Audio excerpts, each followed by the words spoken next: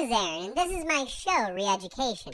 And today I want to talk about why I absolutely hate liberals. Re-Education, a neo-Nazi turned libertarian socialist who makes very well put together videos which educate young minds in the marketplace of online discourse. When I say educate, really I mean indoctrinate? At least for a couple of his videos. I assume he's very informative on many issues, but on his supposed political rivals, the Liberals, he seems, well, misinformed? Disingenuous? It's never clear with such creators. Now, when I'm talking about liberals, what I'm talking about is the political compass definition of a liberal who is a centrist. Now, straight off the bat, we've had a wild pivot. First of all, since when was the political compass a source for ideological systems? What does a two-dimensional grid tell you about a complex web of diverse philosophical ideas and policy prescriptions?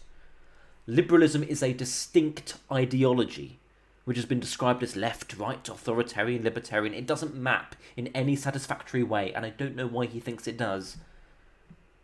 Now, I'm very much willing to offer people the benefit of the doubt and take them on their own terms, especially when they've laid them out so clearly from the outset as he has here.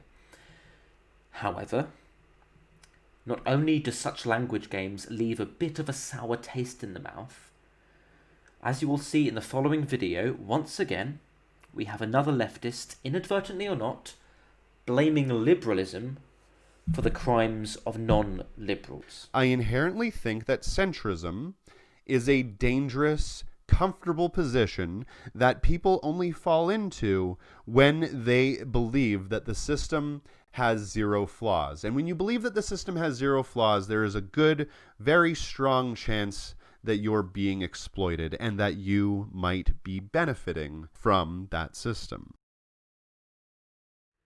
Well, first of all, I invite you all to have a little look at both of us and see which one might be benefiting from the system a little more than the other. But as to his actual argument, well, it's actually a brilliant one against conservatism. Conservatism is the ideology of the status quo. Conservatives want to preserve hierarchies that benefit them, not liberals. These are problems, right, that the majority of centrism has. When you are talking about centrism, you are talking about a position of weakness. You're coming from a position that has no teeth. The only time, and I said this in a video the other day, the only time that there is ever any social change is when the fringes make it happen. Change only ever comes from the fringes. It cannot come from the center. It is up to us as those radicals to be able to move them to a position of strength. Centrism is not a position of strength. Anarcho-communism Is a position of strength. I do find this obsession with strength as some sort of aesthetic virtue to be held over substance as really strange. But liberals have strength too. We have tangible things that people can get behind, people can be motivated by. We have a strong history of revolution and a conviction in the ability for people to make their own lot in life and to be their own rulers. And liberalism permits direct action and encourages it by virtue of the infractions on our rights and liberty that those in power unconsensually impose upon us. And liberalism has a sophisticated set of principles that allow us to critically analyse society and a progressive conviction in the continual liberation of the individual that allows us to propose a myriad of tangible policies like UBI, drug decriminalisation, universal healthcare, electoral reform, per pupil funding, devolution, tax reform, civil rights. The list goes on. The other huge problem that I have with liberalism is that it's considered to be the left.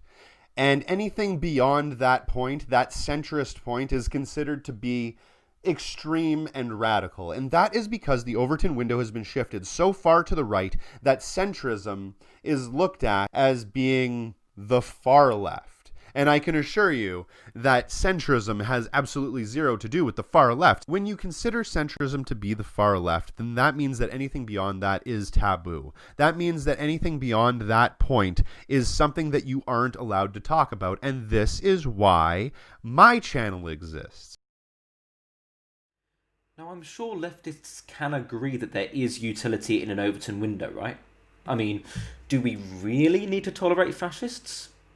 Now, there are some on the more libertarian side that take the whole free marketplace of ideas thing to an absurdist degree, but most liberals agree with a very broad Overtone window, merely bound by the paradox of tolerance, however fuzzy that concept may be.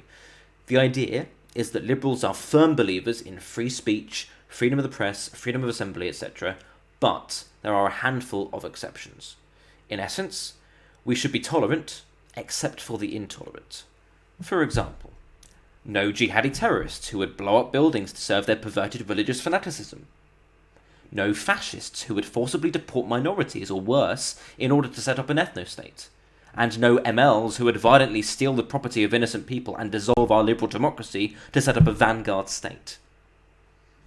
Now, the real meme is that most liberals hate the narrow Overtone window that the media curate, as it is generally neolibs and neocons who maintain the established order and stifle real change.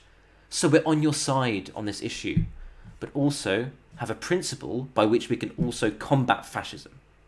We're being forced to not listen to anything further than the center. We're not allowed to listen to anything beyond the liberalism of Hillary Clinton.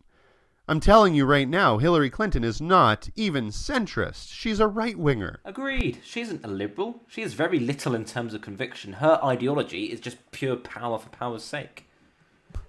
Bernie Sanders is just barely left of center. And he has a bunch of crazy radical ideas and solutions that a lot of people like. Well, it turns out that the further that you go over to that side, over to the anti-authoritarian leftist side, the better your answers become. Agreed. Anti-authoritarians, like liberals, have many great arguments and support a range of policies, sometimes including the kind of things that Bernie proposes. Because you don't have all of this nonsense, this bullshit trying to justify a system that is clearly broken in every single way and saying that no, somehow things still work, things are still possible, you were still able to get through. No, you're not.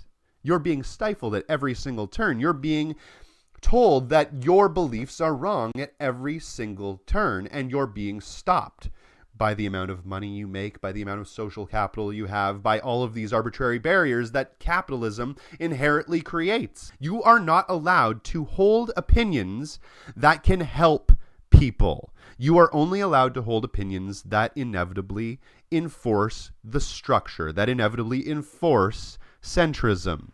Being told that your beliefs are wrong at every single turn, you say? Well, I guess now you know what it's like to be a liberal. This is what we face every day. Everyone hates liberals. Hey, you know what would help all those things you just talked about? How about, aiding equal opportunity through welfare, education and healthcare, as well as combating the increasing censorship, both legal and social, that our current age revels in? I don't hate liberals because I think they're bad people. I hate liberals because I don't believe that they have the strength and conviction that is necessary to be able to make a real difference. Well, I guess I'm going to have to try my best to prove you and other leftists wrong then. I hope we're given a fairer chance, because liberals have to wade through a mire of misunderstanding and misinformation.